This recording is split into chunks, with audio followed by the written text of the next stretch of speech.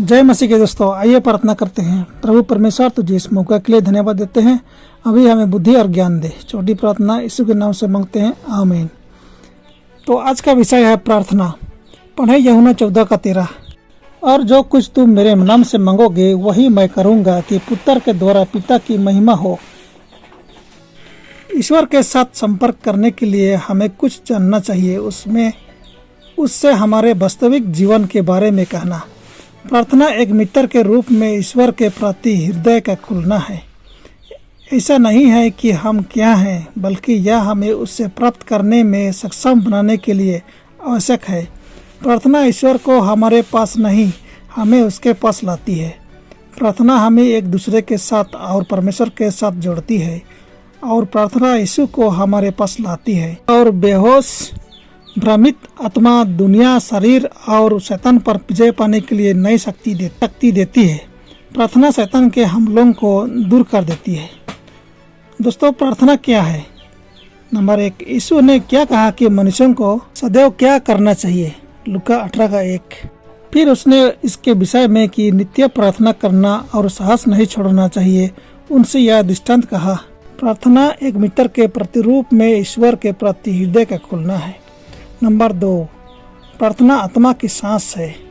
Number 3, विश्वास के हाथ में स्वर्ग के भंडार को खोलने की कुंजी है, जहां सर्वशक्तिमान के असीमित संसाधन सुरक्षित रखे गए हैं।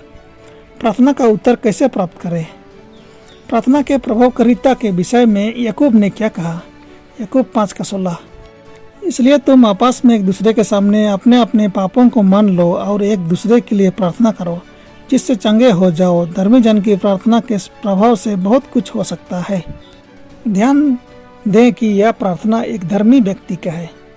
परमेश्वर का पूर्ण आशीर्वाद प्राप्त करने से पहले हमें क्या करना चाहिए? मत्ती 7:7 और 8। मांगो तो तुम्हें दिया जाएगा, ढूंढो तो तुम पाओगे, खटखटाओ तो तुम्हारे लिए खोला जाएगा। क्योंकि जो कोई मांगता है उससे मिलता है, और जो ढूंढता है वह पाता है, और जो खटखटाता है उसके लिए खोला जाएगा। मत्ती 21:22। और जो कुछ तुम प्रार्थना में विश्वास से मांगोगे वह सब तुमको मिलेगा। पहला यूहन्ना 5:14 और 15। और हमें उसके सामने जो साहस होता है वह यह है कि यदि हम उसकी इच्छा के अनुसार कुछ मांगते हैं तो हमारी सुनता है। और जब हम जानते हैं कि जो कुछ हम मांगते हैं वह हमारी सुनता है, तो यह भी जानते हैं कि जो कुछ हमने उससे मांगा वह पाया है। हमें परमेश्वर को कितने दिलचस्प से खोजना है। यिर्मयाह 29:13। तुम मुझे ढूंढोगे और पाओगे भी, क्योंकि तुम अपने संपूर्ण मन से मेरे पास आओगे। परमेश्वर को संपूर्ण मन से खोजना है। हमारी प्रार्थनाएं किससे संबोधित होनी चाहिए? मत्ती 6:6। परंतु जब तू प्रार्थना करे तो अपनी कोठरी में जा और द्वार बंद करके अपने पिता से जो गुप्त में है प्रार्थना कर, और तब तेरा पिता जो गुप्त में देखता है तुझे प्रतिफल देगा। पिता को संबोधित होनी चाहिए। हमें किसके नाम से प्रार्थना करनी चाहिए? यूहन्ना 15:16।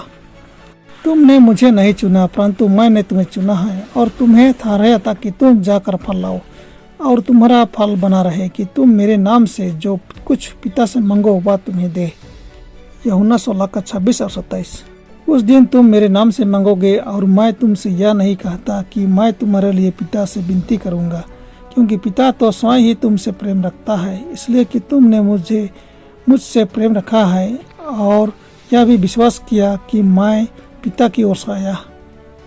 हमें यीशु के नाम से प्रार्थना करना चाहिए, लेकिन यीशु के नाम से प्रार्थना करना यीशु के मन और आत्मा में प्रार्थना करना है, क्योंकि जबकि हम उनके वादों पर विश्वास करते हैं, उनकी कृपा पर भरोसा करते हैं और उनके कार्यों पर काम करते हैं। मसीह के नाम पर प्रार्थना करना बहुत मायने रखता है। इसका मतलब है कि हमें उनके चरित्र को स्वीकार करना है, उनकी आत्मा को प्रकट करना है और उनके कार्यों पर काम करना है। हमारी प्रार्थनाओं का उत्तर पाने के लिए पूर्ण विश्वास आवश्यक है। निम्नलिखित पाठों का ध्यानपूर्वक अध्ययन करें। मरकुस 11:24। इसलिए मैं तुमसे कहता हूँ कि जो कुछ तुम प्रार्थना करके मांगो तो विश्वास कर लो कि तुम्हें मिल गया और तुम्हारे लिए हो जाएगा। इब्रानियों 11:6। और विश्वास बिना उससे प्रसन्न करना अनहोना है, क्योंकि परमेश्वर के पास आने वाले को विश्वास करना चाहिए की हुआ है और अपने खोजने वालों को प्रतिफल देता है। याकूब 1:5-7। पर यदि तुम में से किसी को बुद्धि की घटी हो तो परमेश्वर से मांगो, जो बिना उलाहना दिए सबको उदारता से देता है और उसको दी जाएगी। प्रार्थना का उत्तर पाने के लिए 2 अन्य शर्तें हैं।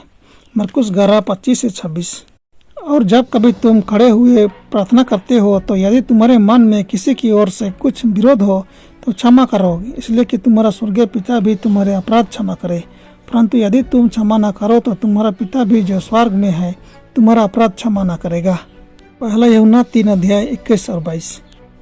हे प्रियो, यदि हमारा मन हमें दोष ना दे तो हमें परमेश्वर के सामने साहस होता है और जो कुछ हम मांगते हैं वह हमें उससे मिलता है, क्योंकि हम उसकी आज्ञाओं को मानते हैं और जो उससे बताता है वही करते हैं। अन्य 2 शर्तें हमारे प्रार्थना का उत्तर पाने का है क्षमा करना और परमेश्वर की आज्ञाओं को मानना। परमेश्वर आप सबों को आशीष करे। आमीन।